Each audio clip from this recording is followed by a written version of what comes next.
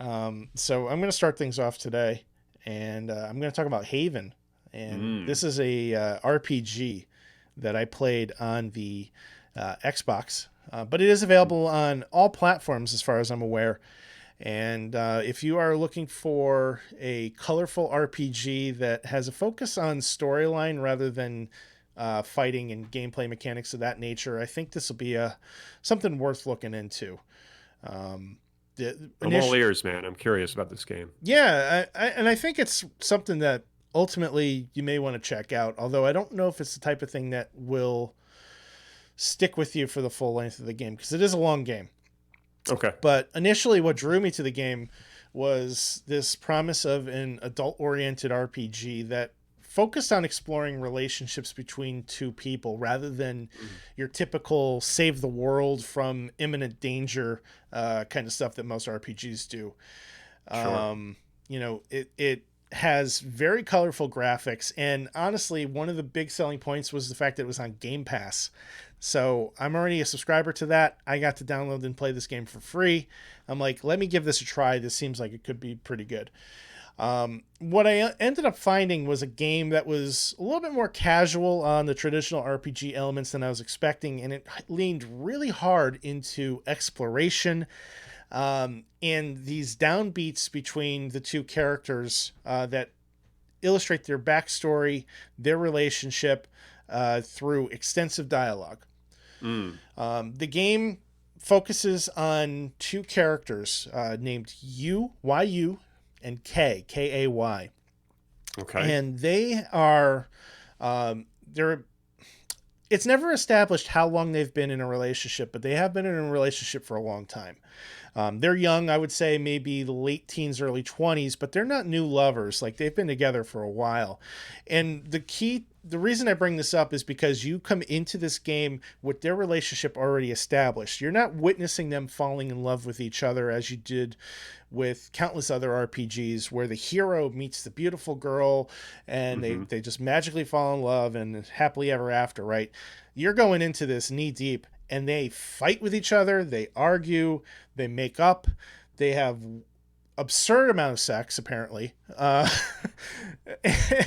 and it's just it's a very lived in relationship, where they're very comfortable making jokes and jabs at each other, and they're there for each other. The two of them have fled to an uninhabited planet called Source, and this planet is very mysterious. It's almost been destroyed because the planet is broken up into fragments, and you don't know why or how this happened at first. Throughout the story, that does become laid out for you, and those are details I will not go into in this review. Okay. But the fragments are joined together by this magical mystery element called flow. Kind of looks like the life stream from Final Fantasy, except it's blue instead of green. But just to kind Huh. of give you that kind of picture of what it is, and the flow is everywhere in Source. There are flow threads scattered throughout each area each fragment that you're on. And Mm-hmm. then there's much wider bridges that will connect one fragment to the next. And this is where the exploration part of the game comes into play. Essentially, your characters will fly around in one fragment, explore, harvest different plants, fight some of the creatures that are there to gain experience and save them more or less, which I'll get into in a bit. And Mm-hmm. then once you've thoroughly explored the area, you move on to the next one. You came to this. You came to Source on a ship called the Nest, and the Nest seemingly took a pretty hard landing when it landed on Source. There's quite a bit of damage, and you need to fix it. So you are looking through each fragment of the world to try to find parts for your ship to repair it. Okay. And as you're exploring, you'll start to find that you also need food. You need to cook. You need to harvest these things. Maybe find some seeds so you can plant a garden. Bring them back to your ship. Cook dinner. you build your relationship with each other, and you're bouncing back and forth between the two characters, you and Kay, the entire time. So it's not just you're not just focusing on one character. You are playing as both, and throughout the cutscenes, or well, it's not even cutscenes. Like you're in the ship, you're walking around, you're interacting with different objects. You cook dinner, you have a conversation, you sit down for the night, you go to bed together. One of them will usually make some sort of a sexy, risque joke. They'll probably have sex. They don't go graphically into that, but the language is uh, heavily Centered around that. yeah, for a good chunk of the game, and it's a little bit annoying. I'm not gonna lie. After a certain point, it does get a little heavy handed, but Interesting. overall though, it's not too bad, right?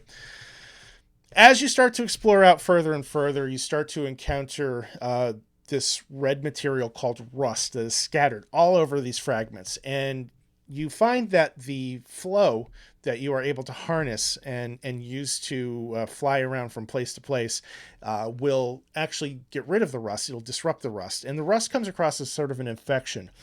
It infects the land, it infects the flora and the fauna. And some of the animals and wildlife on source will attack you. So you get into a battle with it. And at the end of the battle, you free it from the rust, and the rust goes away, and the animal just walks off. And interestingly enough, the animals will like sometimes circle back to you and come up to you and give them a little scritch on the chest, or give them a little pat on the head, and they're like your best friend. Now they'll start following you around.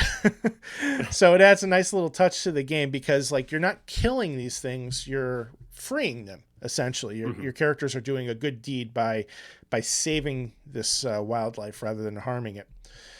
And throughout the battles and the process of freeing the land of the rust, you can collect some of it, which at some point you will begin to use for upgrades as well too.